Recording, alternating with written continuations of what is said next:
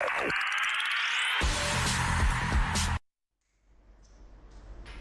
back. If you just joined us, you're on Sports Edge, Galaxy Television, and now joining us in the studio is the president of Esports Nigeria, talking about Emmanuel Oyelakin. Welcome to the show. Thank you for having me. Nice to have you. Thank you. Okay, now looking at all Fridays here, okay. But it's all about a new dimension for Nigeria. Not everybody familiar with when it comes to things online, playing games online, the virtual sets and all that. But you're here to put us through what it all means. So let's hear you, what's all about. Okay, esports is something that has been happening for a long time in Nigeria, but we didn't call it esports. Okay. We're just playing games for fun. But then the term esports came up about 10-15 years ago, and esports has become a global phenomenon, sweeping the whole world. And now we see the major brands in the world wanting to be involved in esports. Okay. Now, coming back to Nigeria, we are also trying to develop the esports industry to make sure that we raise the standard as much as possible to match what is obtainable out there globally. Okay. Now, looking at this right now, you're talking about not only playing games. Playing games, you mean the PlayStation, the PS2, and all that. Yeah. What's the significance of having to bring this to Nigeria? What is the aim? What do you want to achieve? Okay, so first and foremost, playing games, you can play on different platforms. Okay. PlayStation and the Xbox are consoles. You have PC gaming also, same way you have mobile gaming, once you play on your mobile phones. Now, what do we want to achieve with Esports Nigeria? Okay. There are three cardinal points. First and foremost, we want to create an industry. And by creating that industry, we're going to be creating a lot of jobs for people in Nigeria.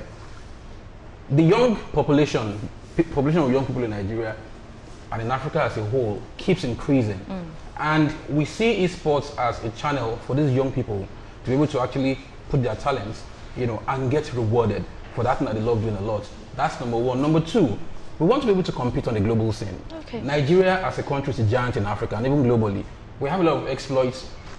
What Nigerian players have done, the Golden Eagles, the Olympic team, Dream Team and all of that. So what we want to be able to do is also to raise the flag of Nigeria on the global scene and say that we also are into esports and we can hold our own against the best in the world. And then number three, we want to be able to generate a lot of employment. Wow. There are so many careers that you can get in esports. You can be a shoutcaster, you can be a content creator, you can be a streamer, you can be a gamer, name it, graphic artist and all of that. These are the things we want to create. I'll make a quick example. Okay. We have Nollywood today. Nollywood is a humongous industry, known all over the world. We are the third largest by volume when it comes to movies, behind Hollywood and the Indian Bollywood. And so we have seen a lot of things happening from there. Movies being churned out. We have movie producers, we have recorders, we have designers, we have all of that. So it's an industry on its own, thriving with its own ecosystem. And esports is able to very well achieve this level of excellence, if not beyond what Nollywood has to do. Okay, let me have Anita ask some two questions. Quick one from me. Esports is a sport that I follow because I know in terms of how large it is at world level, especially the Asian markets, for what they do. It has gone as far as having a proper channel where everything sport is done. What are the growth potentials for the Nigerian market when you look at both the gamers, both the suppliers when it comes to equipment, and of course how to properly turn it into a profit-making venture? Not just about profit alone though, but something that can take the youth off the street and then rest of youth. Okay, so there is esports, there is gaming. What we have been doing all along is gaming. Two guys who come together, play games, so that is gaming. Now, there is the business side of esports. And that is why, like I said earlier on, we are seeing a lot of brands coming in, wanting to be a part of it. Because, for instance, if Arsenal and Chelsea are playing today, you can imagine the whole gamut of business happening behind it.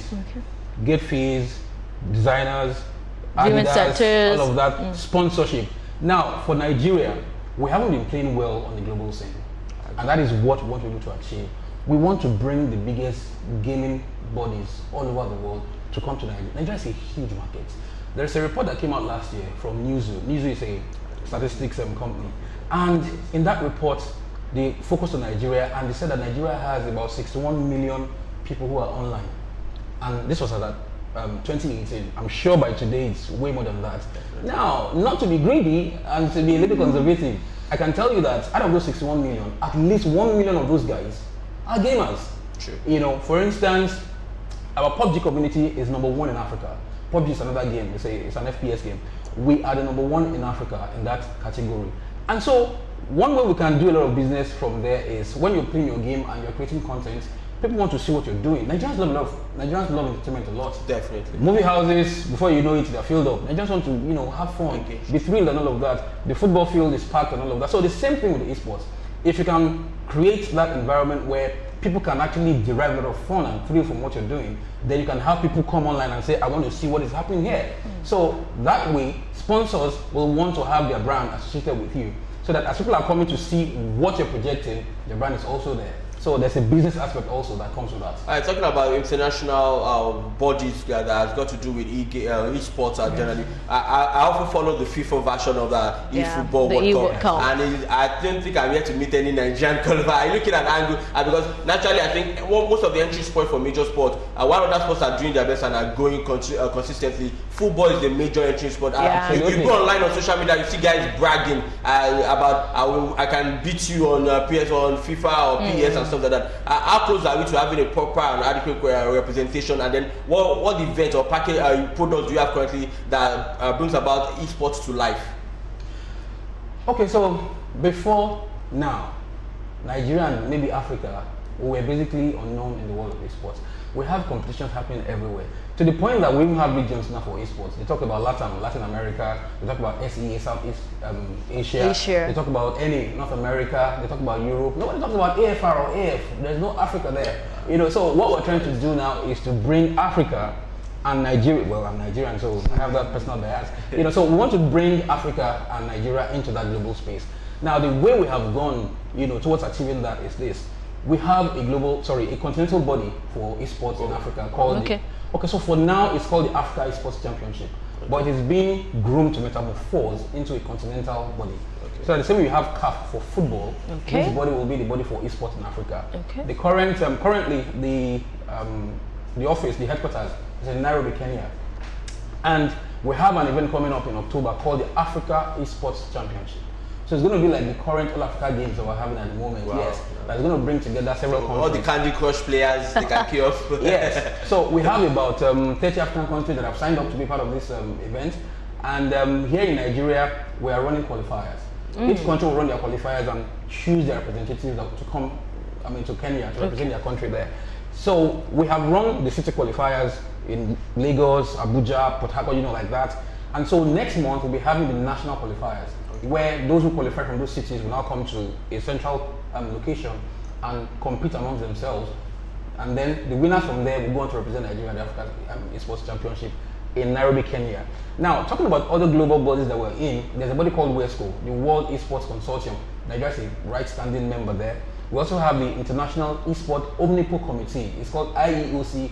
You would notice it's sounding similar to the IOC. Yes. So it's the equivalent of the IOC in the world of esports. And we have an event in January 2020 where 50 Nigerians will go and represent Nigeria at that event, in Korea, South Korea.